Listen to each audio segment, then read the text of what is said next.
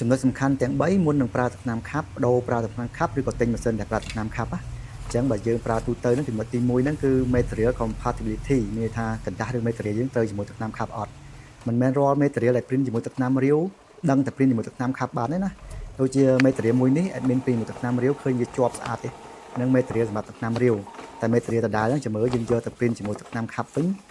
វា print មកពេលខ្លះ material ខ្លះវា print បានទឹកថ្នាំខាប់ដែរក៏ប៉ុន្តែ quality វាគឺអត់ល្អទេដោយអានេះក្នុងវីដេអូមើលទៅអត់សូវដឹងទេតែនៅខាងក្រោយយើងបែកគ្រាប់ហើយពណ៌ខ្លះយកដៃទៅប៉ះទៅអត់ស្ងួតទេគឺវាអត់ចេញមកអញ្ចឹងណាអញ្ចឹងមិនថា material យើងត្រូវរើសថាប្រកាសថា material ប្រើទូទៅត្រូវមកទឹកថ្នាំខាប់អត់ហើយចំណុចទី2ហ្នឹងគឺ printing frequency ដោយសារទឹកថ្នាំខាប់ហ្នឹងវារៀងខាប់ជាងទឹកថ្នាំរាវអញ្ចឹងយើងត្រូវអាសា print ញាប់បើម៉ាស៊ីនយើងអត់សូវ print ទេយើងប្រើទឹកថ្នាំខាប់វាអាចយើងអាសាស្ទះអញ្ចឹងណាអញ្ចឹងមិនថា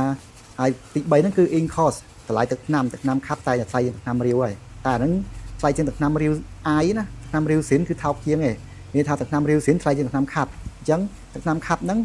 គឺវាថ្លៃតែជាងទឹកថ្នាំរាវអត់ស៊ីនទេវាអត់ថ្លៃជាងទឹកថ្នាំរាវស៊ីនទេអញ្ចឹងយើងគិតចំណុចទាំង3ហ្នឹងមុននឹងទិញបើចំណុចសំខាន់ទី1ហ្នឹងគឺរឿង material compatibility ហ្នឹងហ្មងតើ material របស់យើងប្រើច្រើនហ្នឹងវាត្រូវមកថ្នាំខាប់អត់អញ្ចឹងយើង check មើលកន្លែងហ្នឹងផង